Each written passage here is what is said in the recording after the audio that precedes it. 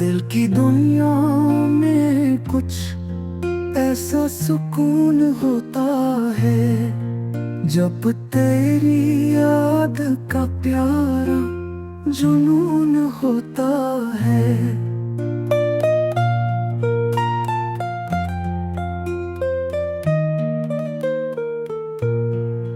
تیری باتوں میں چھپا راز محبت کا، جیسے شبنم میں کوئی گل کا خون ہوتا ہے۔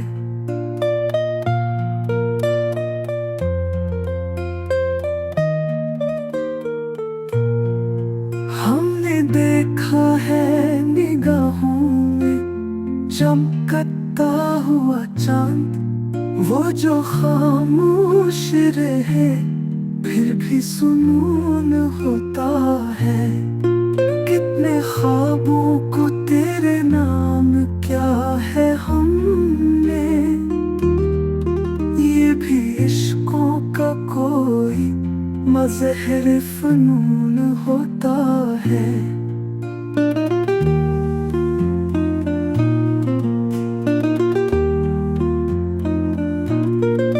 اب وہ موسم نہیں، اب وہ ہوا باقی ہے، جس میں ہر پل فقط تیرا ہی ذکر زبان ہوتا ہے۔